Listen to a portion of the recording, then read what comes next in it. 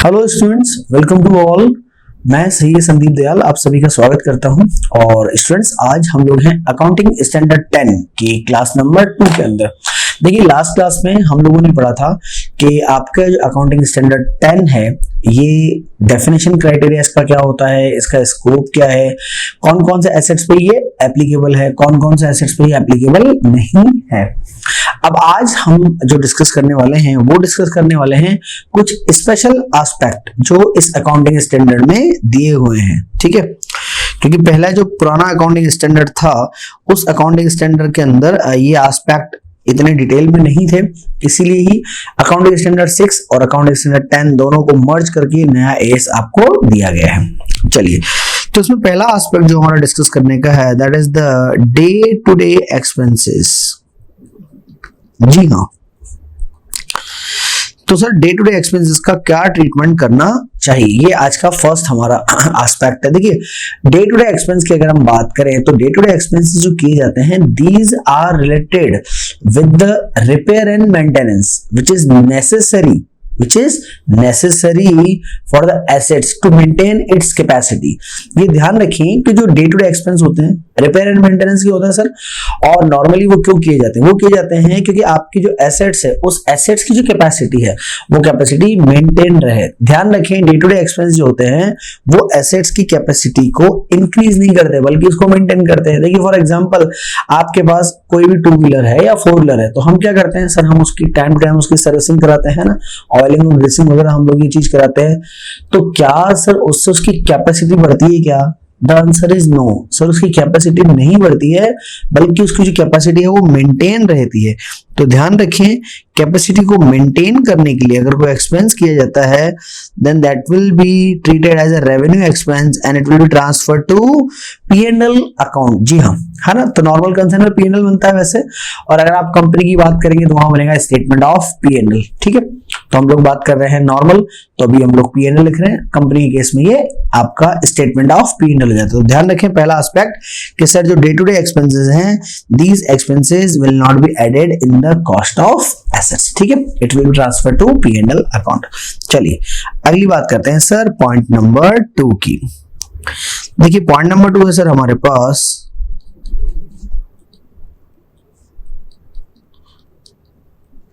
Replacement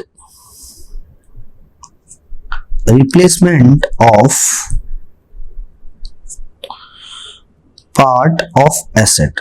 जी हाँ, अगर आपने किसी एसेट्स के पार्ट का क्या कराया सर, अगर आपने किसी एसेट्स के पार्ट का रिप्लेसमेंट कराया है सर, तो इस तरह के रिप्लेसमेंट का ट्रीटमेंट क्या करना चाहिए? तो अब आप देखिए, एक्चुअल में यहां पर हमें ध्यान रखना पड़ेगा, जो आप फाउंडेशन में पढ़ के आए तो अगर आपको याद हो कि देखिए जो कैपिटल एक्सपेंडिचर होता है, कैपिटल एक्सपेंडिचर क्या करता है सर, एसेट्स की जो कैपेसिटी है उसको बढ़ाता है। ठीक है, बैलेंस शीट में उसको शो किया जाता है, उसमें डेप्रिसिएशन चार्ज किया जाता है, नॉन रिकरिंग नेचर का होता है। ये सारे क्राइटेरिया आप लोग फाउंडेशन में पढ़ के आते हो रिगार्डिंग कैपिटल एक्सपेंडिचर। ठीक है, अब यहां पर भी हमें देखना ही है सर कि जो रिप्लेसमेंट आपने कराया है ऑफ पार्ट ऑफ एसेट्स, यानी कि एसेट्स के किसी पार्ट का आपने क्या कराया सर, एसेट्स के किसी पार्ट का अगर आपने रिप्लेसमेंट कराया है तो क्या मैं उसे पीपीई की कॉस्ट में ऐड करूं या नहीं करूं? तो सर अकाउंटिंग स्टैंडर्ड ये बोलता है कि आपको सर ये चेक करना पड़ेगा कि सर जो क्राइटेरिया है, क्या वो क्राइटेरिया किसका criteria sir, criteria for PPE. Yes, तो अगर पीपीई का क्राइटेरिया फुलफिल होता है, तो अगर पीपीई का क्राइटेरिया फुलफिल होता है then it will be added in the cost of assets, और क्राइटेरिया फुलफिल नहीं होता है तो सर क्या होगा, that will be transfer to P&L account. देखिए, जैसे फॉर एग्जांपल कि किसी थिएटर के अंदर सीट्स बहुत पुरानी हो गई, ठीक है साहब, अब वो सीट्स पे काम नहीं चल रहा है ना, तो जो भी आपके सिनेमा हॉल के अंदर लोग आ रहे हैं उन्हें क्या सीट है, तो क्या करा ऑनर ने सर पूरी सीट्स चेंज करवा दी। अब सर ये जो सीट्स आपने चेंज करा दी और पूरा इंटीरियर वगैरह सब चेंज करा दिया सर, क्या ये कैपिटल एक्सपेंसेस है या ये रेवेन्यू एक्सपेंसेस है? तो सर हम लोग बेसिक क्राइटेरिया के अंदर जाएंगे। जो पीपी के अंदर हमको जो क्राइटेरिया दिया हुआ है वो पीपी का जो क्राइटेरिया है वो आपको फुलफिल करना पड़ेगा। अब क्राइटेरिया की जब हम लोग बात कर रहे हैं सर कि क्राइटेरिया बेसिकली क्या होता है, तो क्राइटेरिया सर आपका ये होता है that assets should provide benefit in the future. ठीक है, यानी कि फ्यूचर इकोनॉमिक बेनिफिट आपको उसमें मिलना चाहिए, number 1, and number 2 it should be measured, आप इसको मेजर कर सके। इस तरह अगर आप जो क्राइटेरिया है वो पूरा कर लेते हैं, then asset should be transfer to PPE, otherwise it will be transfer to P&L account. तो देखिए आपने जो नई सीट्स वगैरह लगवाई तो क्या करेंगे, फ्यूचर इकोनॉमिक बेनिफिट आपको जनरेट करेंगे, बिल्कुल करेंगे सर। जो कॉस्ट आपकी लगी मेजर कर सकते हैं, बिल्कुल हम सर कर सकते हैं।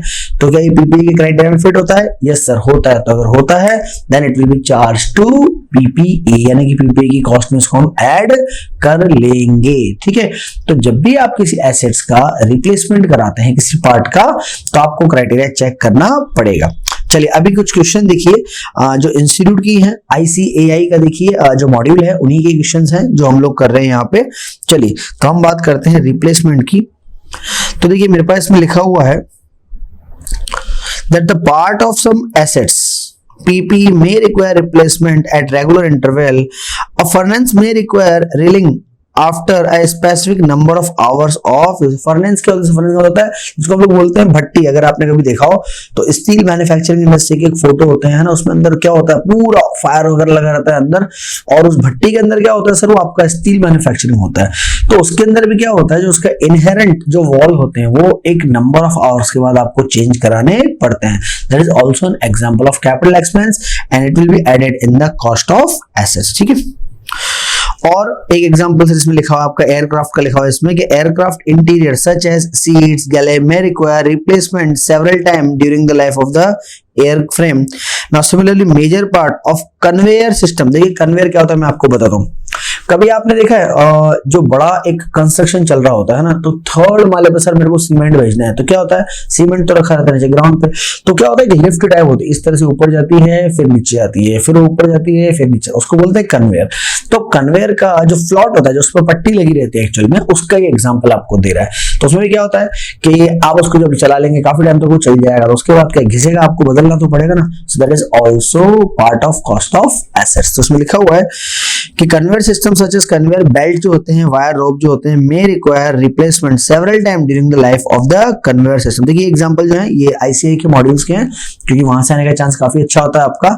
तो ये जितने एग्जांपल हम लोग पढ़ रहे हैं, ध्यान रखिए सारे कैपिटल एक्सपेंडिचर में आएंगे और हम इनको एसेट्स की कॉस्ट में ऐड करेंगे। ठीक है, चलिए an enterprise is recognizing carrying amount of an item of PPE, the cost of replacement part of an item when the cost is incurred if the recognition criteria are met। ठीक है sir, तो recognition criteria अगर met हो जाता है तो बिल्कुल हम लोग ये काम करेंगे। ठीक है, चलिए ये तो हुए दो पार्ट हमारे।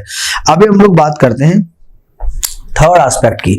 देखिए सर थर्ड एस्पेक्ट की अगर हम बात करें तो इस एएस में जो स्पेशली दिया हुआ है सर, वो बात कर रहा है ये एएस मेजर इंस्पेक्शन की। अच्छा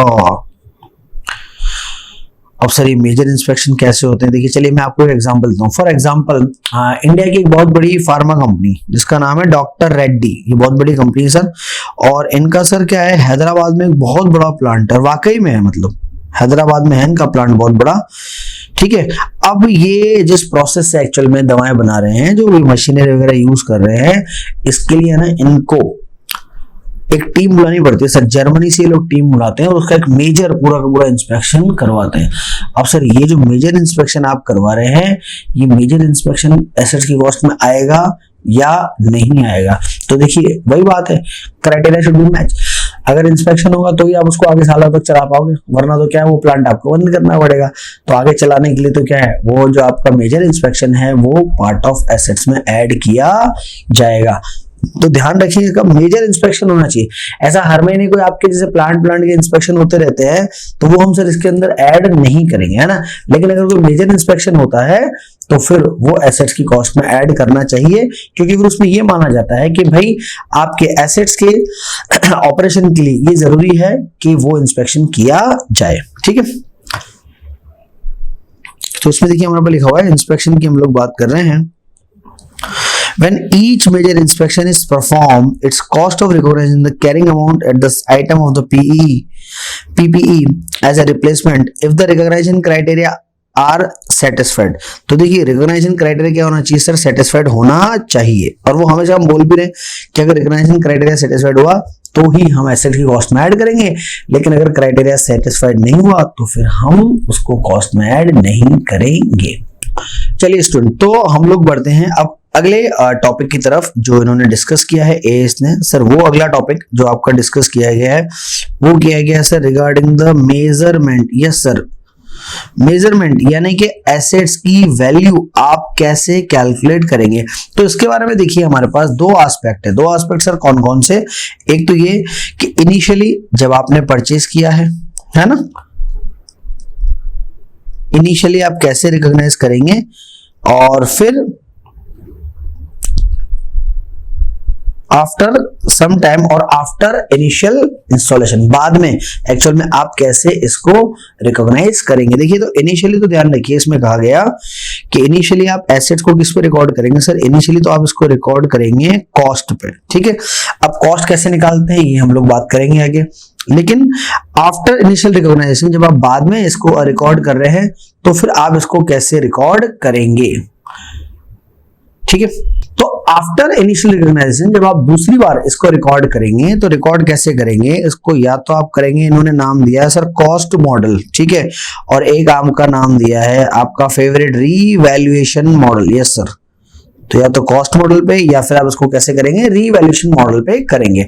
चलिए तो अब हम बात करते हैं कि इनिशियल यानी कि जब आपने खरीदी तब तो एक ही ऑप्शन है आपके पास, आप कैसे रिकॉर्ड करेंगे सर? आप रिकॉर्ड करेंगे कॉस्ट पे, और फिर आफ्टर इनिशियल रिकॉग्नाइजेशन यानी कि जब आप आगे जाके रिकॉर्डिंग करेंगे तो या तो कॉस्ट मॉडल पे कर सकते हैं या फिर रीवैल्यूएशन मॉडल पे कर सकते हैं, ठीक है। तो हम दोनों की बात करेंगे। अभी इनिशियली देखिए हम लोग बात करेंगे कॉस्ट की, तो प्लीज आप ध्यान रखिए जब आप कॉस्ट निकाल रहे हैं तो ये बड़ा ही इंपॉर्टेंट होता है, और डियर स्टूडेंट्स इसका बिल्कुल न्यूमेरिक आपसे एग्जाम में पूछा जा सकता है कि भाई कॉस्ट के अंदर कौन कौन से आइटम हमको इंक्लूड करने चाहिए, ठीक है। चलिए तो हम बात करते हैं सर कि जब हम कैलकुलेट कर रहे हैं एसेट्स की कॉस्ट, तो कॉस्ट में क्या क्या ऐड किया जाता है। तो देखिए सबसे पहले तो स्टूडेंट जब आप एसेट्स की कॉस्ट कैलकुलेट करते हैं तो उसमें एक तो आपको लेना पड़ेगा एसेट का परचेज प्राइस, सबसे इंपॉर्टेंट तो ये तो आप लेंगे ही लेंगे, है ना, जो आपने एसेट्स परचेज करी। चलिए फिर उसके बाद आप क्या लेंगे सर? उसके बाद आप इसमें लेंगे नॉन रिफंडेबल टैक्स। अगर किसी तरह का नॉन रिफंडेबल टैक्स है, या अगर कोई इसमें मान लीजिए कि आपका जैसे इंपोर्ट ड्यूटी है, अब जैसे नॉन रिफंडेबल टैक्स की मैं बात कर रहा हूं तो आप फॉर एग्जाम्पल ले सकते हैं टोल टैक्स ले सकते हैं, है ना, क्योंकि रिफंड नहीं होते, तो जो टैक्स रिफंड नहीं होते हमको यानी कि जिनका सैनवेट क्रेडिट नहीं मिलता है उनको यहाँ पे हमको ऐड कर लेना चाहिए। नंबर टू हो गया। Then number 3, any expense which is directly attribute. Yes sir, directly attribute.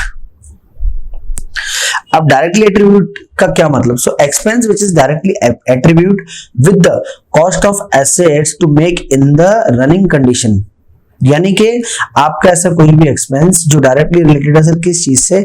जब तक एसेट्स हमारा रेडी टू यूज नहीं हो जाता।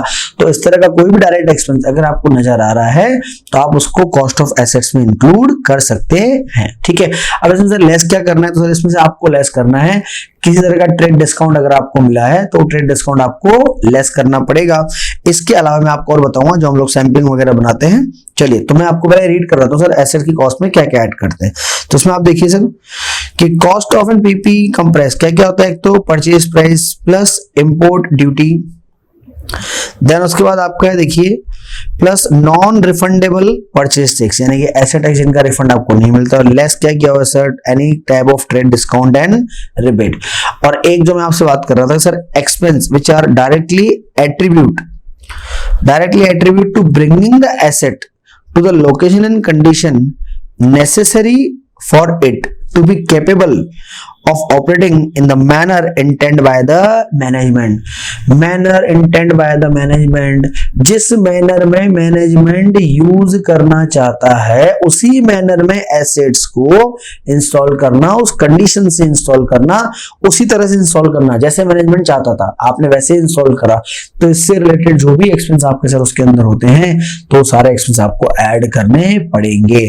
अब देखिए इसमें कुछ एग्जांपल जो हम ले रहे हैं कि डायरेक्ट एट्रीब्यूटेबल एक्सपेंस में कौन कौन से एक्सपेंस आपके ऐड हो सकते हैं। जैसे आप देखिए आपका cost of employ benefit arising directly from the construction or acquisition of the item of the PPE. Cost of employment का मतलब सर सिंपली वेजेस जो आप उसको पे करते हैं लेबर को, या सैलरी जो डायरेक्टली किसी पर्सन को आपने दी है किसी पर्टिकुलरली एसेट्स के टाइम पे, ठीक है, जो एसेट से रिलेटेड होता है। Cost of site preparation, site preparation होता है जगह तैयार करना। फॉर एग्जांपल सर, जहां आपका नया प्लांट एंड मशीन वगैरह बनने वाला है, वहां पे खड्डे वड्डे थे, है ना, जमीन वमीन ऐसी थी, तो आपने कहा भैया पूरी साइड को प्लेन करवाओ, तो आपने पूरे गड्ढे वगैरह भरवा दिए, मिट्टी विट्टी लगवा दिया, कंप्लीट एकदम करा दिया, उसको बोलते हैं हम लोग साइट प्रिपरेशन, ठीक है। Initial delivery and handling cost, देखिए initial delivery and handling cost का मतलब ये हुआ कि भाई फॉर एग्जांपल आपने दिल्ली से एसेट्स मंगाए, है ना, और जयपुर में आप रहते हैं, तो सर दिल्ली से जयपुर एसेट्स आ गया, ट्रांसपोर्टेशन कॉस्ट लगा। अब जयपुर सिटी में ट्रांसपोर्ट से लेके आपकी फैक्ट्री तक आने के लिए जो फ्रेट वगैरह आपने पे करना पड़ेगा, तो फ्रेट भी सर इसमें ऐड होगा। फिर आपका है sir installation and assembling charges, आपने क्या करा सर कि इंस्टॉल करने के लिए स्पेसिफिक किसी पर्सन को बुलाया, इंजीनियर को बुलाया, ठीक है, तो उसने जो भी आपसे एक्सपेंस वगैरह लिए, चार्जेस लिए ना, क्योंकि एसेट्स को इंस्टॉल करना था, तो जितने चार्जेस वो लेगा that will be added in the cost. फिर आपका है कॉस्ट ऑफ टेस्टिंग, ये इंपॉर्टेंट है, ध्यान रखिए, cost of testing after deducting, ये इंपॉर्टेंट है, the net proceed from selling any item produce while bringing the assets to that location and condition. चलिए जी, so whether the asset is functional properly such as sample produce when testing equipment, and क्या लिखा हुआ है, professional fees. देखिए अब मैं आपको इसका मीनिंग बताता हूँ क्या होता है। आपने सर क्या करा, एक एसेट्स इंस्टॉल करी, ठीक है सर, एसेट्स इंस्टॉल कर दी। अब आपने एक वर्ड कभी शायद गलती से सुन लिया होगा जिसको हम लोग बोलते हैं ड्राई रन, ड्राई रन यानी कि डेमोन्स्ट्रेशन चार्जेस होता है वैसे तो ये, तो ड्राई रन यानी कि क्या है, आप चाहते हैं कि यार एक बार वो मशीन आपको चला के दिखाई जाए किस तरीके से मशीन आपकी चलती है। तो आपने क्या करा सर, आपने रॉ मटेरियल वगैरह मंगाया, है ना, और जो आपका ड्राई रन देने आया था मैकेनिक, उसने कहा सर लाओ मंगाओ रॉ मटेरियल, मैं आपको बना के बताता हूँ कैसे बनता है इसमें आउटपुट आपका। आपने कहा यार सर, तो उसने क्या करा, मशीन चलाई, मशीन में वो इनपुट डाला सर, रॉ मटेरियल पूरा डाल दिया अच्छी तरह से, 10,000 का रॉ मटेरियल उसने उसमें डाल दिया, और वो सैंपल एम्पल बना के कुछ आधे कटे फटे बने। फॉर एग्जांपल आप रेडीमेड शर्ट्स बनाते हैं साहब, है ना, मशीन हम ये मान लेते हैं, उसमें से कुछ शर्ट्स अच्छी बनी बढ़िया फर्स्ट क्लास, कुछ खराब हो गई मटेरियल आपका। अब आपने 10,000 का इनपुट डाला, फॉर एग्जांपल आपने जो सैंपल प्रोडक्ट बनाए, ये सैंपल प्रोडक्ट आपके 6,000 रुपए में सेल हो गए सर, ठीक है, तो आपने रॉ मटेरियल डाला तो कितने का था, 10,000 का, सैंपल प्रोडक्ट से 6,000 रुपए बन गए, तो 10,000 का रॉ मटेरियल माइनस 6,000 जो आपको ये जो सैंपल का प्रोडक्ट बना ना सर, तो सैंपल प्रोडक्ट को सेल करने से जो पैसा आपको रिकवर हुआ वो हमको माइनस करना पड़ेगा, ठीक है। चलिए प्रोफेशनल फीस एंड चार्ज वगैरह, फॉर एग्जांपल आप ये चाहते हैं कि भाई ठीक है जो आपकी एसेट्स वगैरह है ये अच्छी तरीके से बिल्कुल सही तरीके से इंस्टॉल हो जाए, है ना, या कोई प्रोफेशनल है वो इसको एक बार आगे चेक कर जाए, उसके बाद हम इसको काम में लेना चालू करें, तो अगर कोई भी फीस या चार्जेस आप पे करते हो that will also part of assets, ठीक है। फिर ये बड़ा काम का है, देखिए ये बोल रहा है initial estimate of cost of dismantling, removing the item and restoring the site on which is located and referred, इसको बोलते हैं decommissioning and de-restoring similar liability। अब ये बड़े काम कीजिए, समझिएगा, ये नया जो पॉइंट था ये इसके अंदर है, ये पुराने एस में नहीं हुआ करता था। अब ये पॉइंट आपको क्या बता रहा है, समझिए आप सर, पॉइंट आपको ये बता रहा है फॉर एग्जांपल कि आपने क्या करा सर कि आपने एक बड़ा जो हॉल है वो हॉल सर आपने क्या करा, हॉल आपने किराए पे ले लिया साहब, ठीक है, आपको बैंक चलाना, आपका बैंक है, आपको बैंक चलाना, आपने एक बड़ा हॉल किराए पे ले लिया, ठीक है सर। अब वहां आपने क्या करा, स्टील के वो पार्टीशन लगवा दी, है ना, और पूरा का पूरा जो हॉल था उसके पार्टीशन आपने करवा दी, ठीक है सर, बड़ी अच्छी बात है। अब ये आपने जो टाइप किया 10 साल के लिए किया है, 10 साल के बाद आप क्या करेंगे, ये सब तामझाम खोल के चले जाएंगे। अब आप जब वो पार्टीशन करा रहे थे तो आप क्या खड्डे कर रहे थे सर, दीवारों में ठोकने के लिए खड्डे तो करने पड़ेंगे, करे सर खड्डे, मकान मालिक सर क्या कर रहे हो, खड्डे वड्डे क्या कर रहे हो, मेरा पूरा हॉल खराब कर रहे हो, तो मैंने सर देखो चिंता मत करो, हम जब जाएंगे तो पूरा खुलवा के और आपसे जिस कंडीशन में लिया है ना हॉल उसी कंडीशन में आपको लेके देखे जाएंगे। उसने कहा ये ठीक है, फिर आपने क्या करा, अच्छे से पूरा काम करा दिया, अपने जो एल्यूमिनियम के पार्टीशन थे ये लगवा दिए, तोड़ फोड़ भी करा दी, 2-3 जगह दीवार थी बीच में, आपने तो वो भी तोड़वा दी, सब तोड़वा दी साहब, ठीक है। अब आपको याद है 10 साल बाद जब आप जाओगे तो इसको आज के जैसी ही कंडीशन में लाने के लिए आपके 25,000 रुपए लग जाएंगे, है ना, ये अमाउंट आपका लगेगा। कब लगेगा सर, ये 10 साल बाद लगेगा सॉरी क्यों कि मकान मालिक ने हमसे बोला था सर जब जाओगे ना तो मेरे को ये हॉल इसी कंडीशन में चाहिए जिस कंडीशन में मैंने आपको दिया है। तो हमने कहा ठीक है कोई दिक्कत नहीं है सर, हम आपको इसी ही कंडीशन में देके जाएंगे।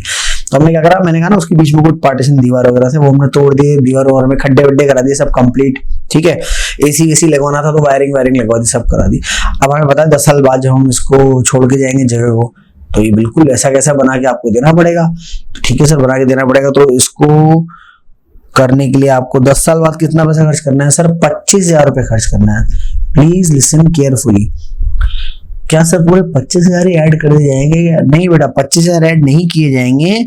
आपने अगर time value of money concept पढ़ा हुआ है तो time value of money concept बोलता है आज के 10 साल बाद देने 25,000। तो यार आज के अकॉर्डिंग इसको कन्वर्ट करो। आपको कुछ भी नहीं करना, इसको पीवी फैक्टर से मल्टीप्लाई करना। फॉर एग्जांपल मैं मान लेता हूं कि पीवी फैक्टर है 0.501, ये इसका पीवी फैक्टर है 0.501। तो सर 25,000 को 0.501 से करेंगे तो प्रेजेंट वैल्यू 12,500 आ जाएगी। तो उस खर्चे की जो आप 10 साल बाद करने वाले हैं उसकी आज क्या लगेगी सर? उसकी लगेगी सिर्फ प्रेजेंट वैल्यू। ठीक है, चलिए अब एक काम करते हैं ये तो मैंने आपको डिस्कस किया आपके साथ कि वे कौन कौन से एक्सपेंस हैं जो हमको इंक्लूड करने चाहिए। ठीक है, अब सर नेक्स्ट हम लोग बात करेंगे सर कुछ ऐसे एक्सपेंसेस की विच will not included in the cost of assets। जी हाँ बिल्कुल, यानी कि जब मैं एसेट की कॉस्ट कैलकुलेट करूंगा तो कौन कौन से सर एक्सपेंस ऐसे हैं जो मुझे इंक्लूड नहीं करने चाहिए। भाई जो जो इंक्लूड करने चाहिए वो तो आपने देख ही ली कौन कौन से इंक्लूड करने चाहिए। अब हम वो भी देखेंगे कि कौन कौन से खर्चे इंक्लूड नहीं करने चाहिए। पर मैं सोचता हूं उसके पहले आपको एक क्वेश्चन करा दिया जाए। ठीक है, यहां तक का कि कॉस्ट कैसे कैलकुलेट की जाती है। चलो साहब, तो हम बात करते हैं कि ये एक तो होता है दिल्ली, केजरीवाल जी का दिल्ली। लो साहब, तो एक तो होता है दिल्ली और सर एक होता है ये जयपुर। ठीक है, ये आपका ये जयपुर ऐसा होता है। ठीक है, अब आपने क्या करा सर, आपने एक एसेट्स मंगाई। कहां से मंगाई सर? दिल्ली की, है ना। तो चलिए मैं एक्सपेंस आपके पूरे लिख देता हूं। फॉर एग्जांपल आपने एसेट्स मंगाई तो एसेट्स का जो परचेज प्राइस था यही मान के चलो कि उस पर जो एमआरपी था, मैं एमआरपी लिख देता हूं सर, वो था फॉर एग्जांपल अमाउंट ₹1 लाख का, है ना। आपने उस सेलर को बोला, आपने कहा भैया मंदी चल रही है, ऐसे थोड़ी ना होता है। उसने कहा ठीक है सर आप तो ले जाओ, आपको हम लोग है ना ट्रेड डिस्काउंट देंगे सर। अच्छा ट्रेड डिस्काउंट कितना दोगे सर? उसने कहा सर 5% का ट्रेड डिस्काउंट देंगे। हमने कहा चलो ठीक है, अच्छी बात है, ट्रेड डिस्काउंट भी देता, कितना अच्छा आदमी है। तो फिर उसके बाद फॉर एग्जांपल आपने दिल्ली से मंगा ली साहब, तो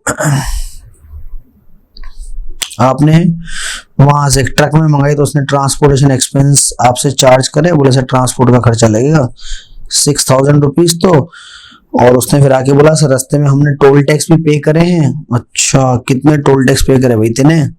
तो टोल टैक्स लगाया 1,200 रुपए का। तो ठीक है साहब 1,200 का टोल टैक्स भी लग गया। फिर उसके बाद क्या हो गया साहब, ये जो है आपके गेट पे आके खड़ी हो गई गाड़ी। ठीक है, तो अब क्या करना पड़ेगा, इसको अनलोड कराना पड़ेगा। बिल्कुल सर अनलोड कराना पड़ेगा ना, यानी कि मशीन क्या करनी पड़ेगी, आपको उतारनी पड़ेगी सर ट्रक में से, तो उसको हम लोग बोलते हैं अनलोडिंग। लो साहब, तो ये आपने क्या करा, मशीन को अनलोड कराया तो 800 रुपए आपके लगे, किस चीज में? अनलोडिंग में लग गए। फिर आपने वो मैकेनिक को बुलाया, उससे क्या करा सर आपने, उससे कहा भैया इसको इंस्टॉल करो। उसने कहा लो सर इंस्टॉलेशन एक्सपेंसेस 3,000 रुपए। हमने कहा अभी मजा नहीं आया इंस्टॉलेशन के बाद, इसको चला के भी दिखा। तो उसने कहा ठीक है सर मैं आपको ड्राई रन भी करके देता हूँ, कोई दिक्कत नहीं है।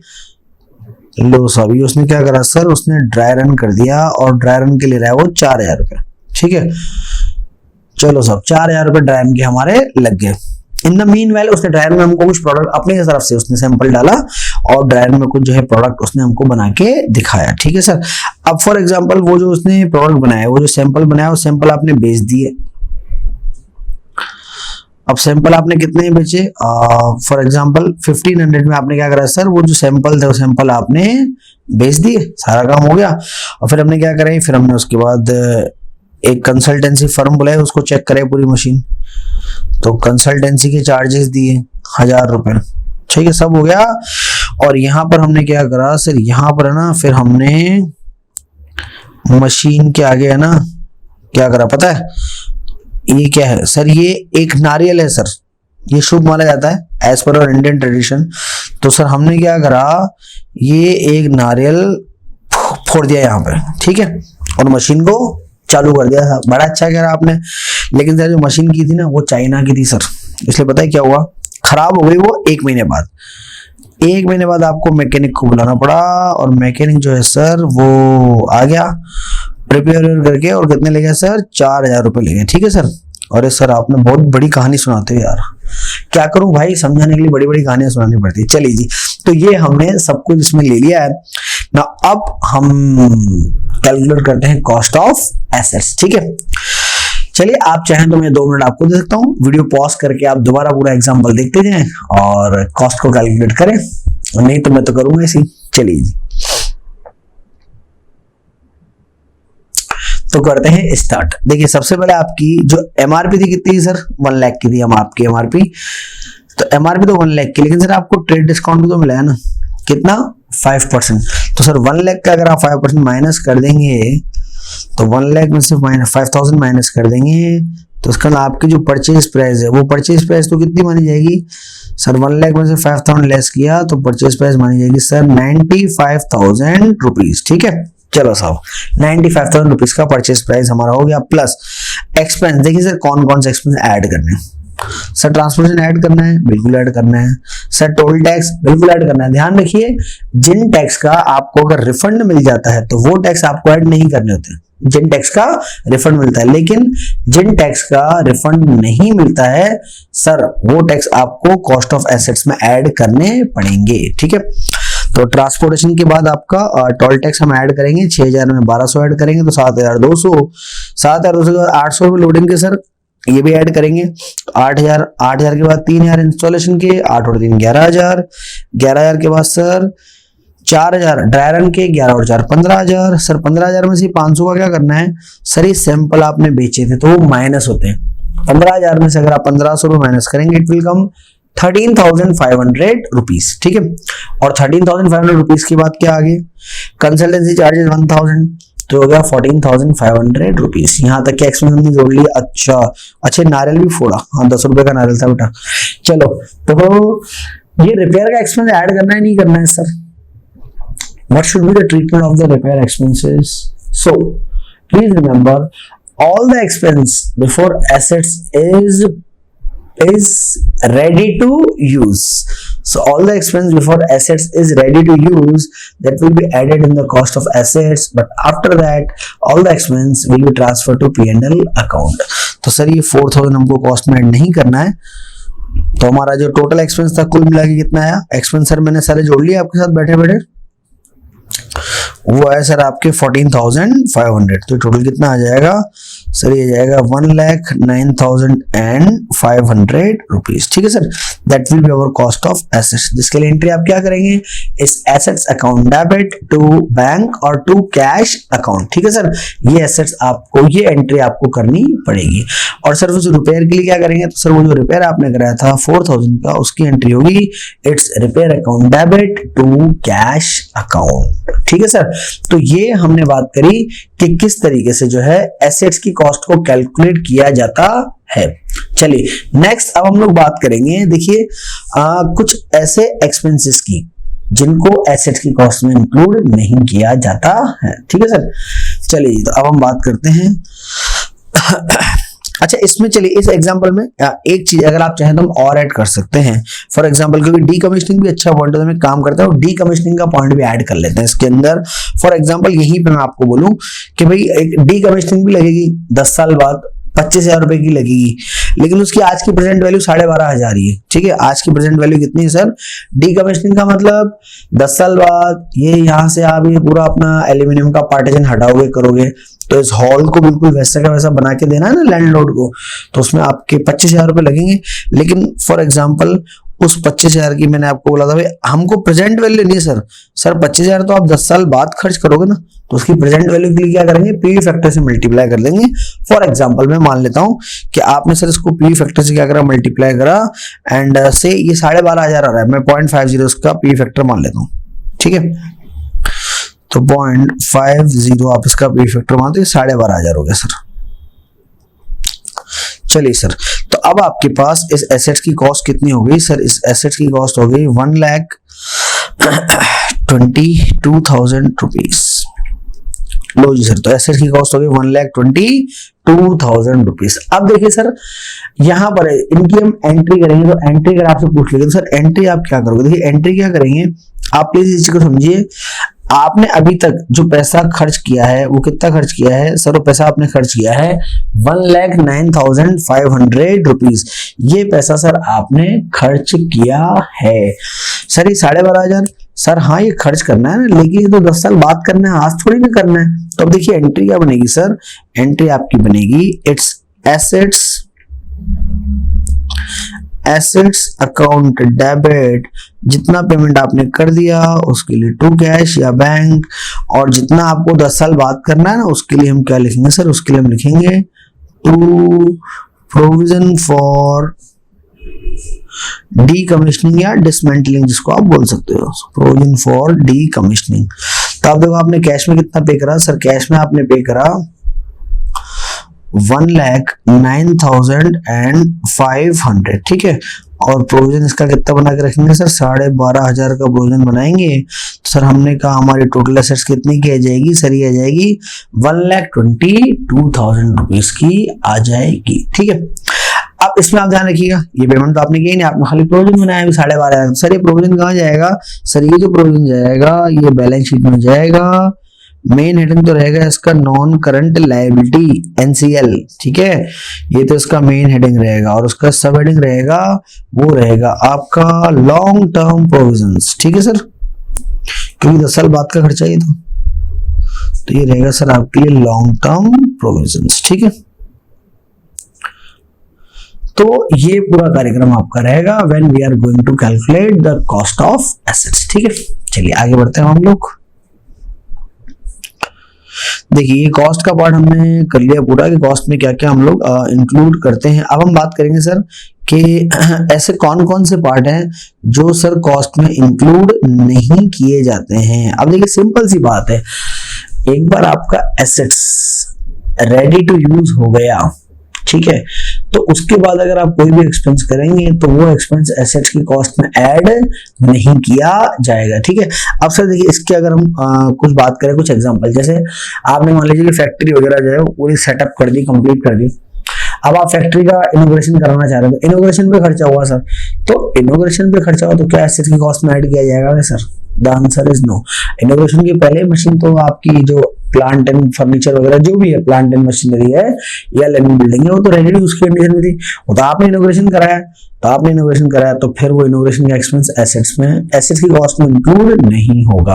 या कई बार क्या होता है सर, आप लोग साइट चेंज कर लेते हो, साइट चेंज कर लेते, जैसे फॉर एग्जांपल आपने मशीन वगैरह लगा दी, अब पंडित जी आ गए पूजा करने, पंडित जी ने कहा भाई ये कहाँ लगाइए, मरेगा क्या, ये बोले इसका वास्तु दोष है मशीन का, इसको यहाँ साउथ से उठा और नॉर्थ में लगा।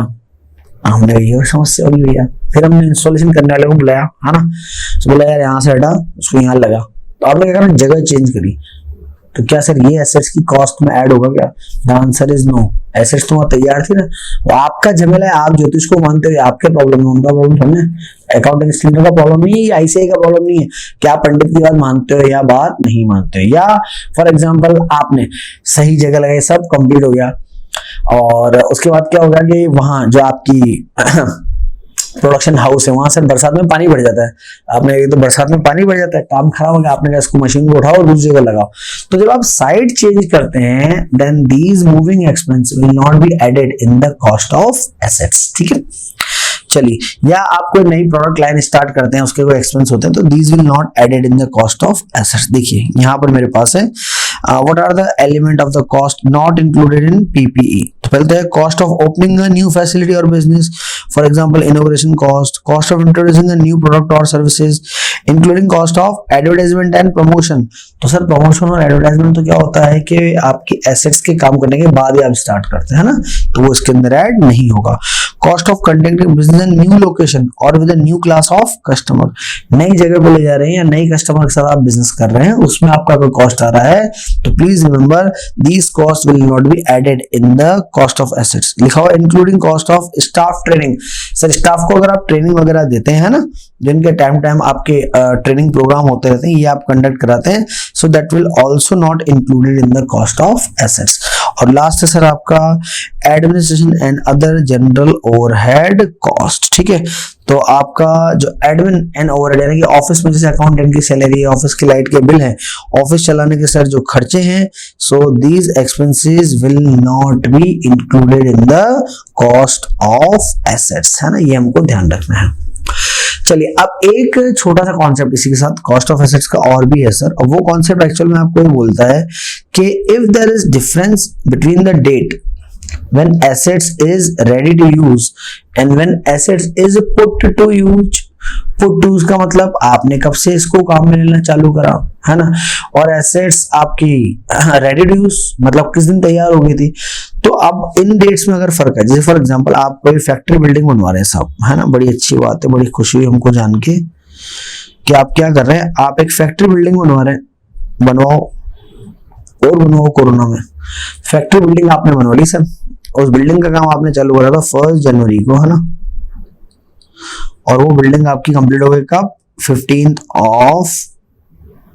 मार्च कंप्लीट हो गई सर। 2.5 महीने में आपकी बिल्डिंग, थोड़ा टाइम और लगा लेते हैं, हम थोड़ा आलसी हो जाते हैं, है ना। इसका मतलब अगर बिल्डिंग इतनी जल्दी कंप्लीट हो गई मतलब हमने छोटी सी बिल्डिंग बनाई थी। तो हमने क्या करा सर, हमने बोला कि हमने बिल्डिंग का काम स्टार्ट किया लास्ट ईयर, चालू करा था सर 1 अगस्त को। ठीक है, 1 अगस्त को बिल्डिंग का काम चालू करा और कब तक, 15 मार्च तक आपकी बिल्डिंग हो गई कंप्लीट। पंडित जी के पास गया, पंडित जी इनोवेशन करना है आपको फैक्ट्री का। पंडित जी ने कहा बेटा अभी तो कोरोना काल चल रहा है, टाइम अच्छा नहीं है। तो पंडित जी ने कहा एक काम करना, इसको स्टार्ट करना आप 1 जुलाई से। मैंने कहा हो गया काम 1 जुलाई से। हाँ सर 1 जुलाई से बोल रहे हैं वो तो।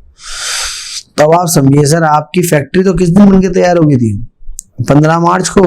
लेकिन पंडित जी ने बोला कि बेटा कोरोना काल चल रहा है, ये एसेट्स तो 1 जुलाई के पहले यूज नहीं होगा, आपकी फैक्ट्री का उद्घाटन में करने आऊंगा। पर कब आऊंगा, 1 जुलाई को। तो आप समझिए आपकी जो एसेट्स थी सर, एसेट्स तो रेडी टू यूज थी ना। कब रेडी टू यूज थी sir, the assets was ready to use on 15 March. हाँ सर बिल्कुल, लेकिन आपने पुट टू यूज कब काम में लेना चालू करा, 1 जुलाई को आपने इसको काम में लेना चालू करा। तो आप समझिए कि 15 मार्च थी जब एसेट्स थी रेडी टू यूज, लेकिन पुट टू यूज आप कब लेके आए सर, 1 जुलाई को लेके आए सर।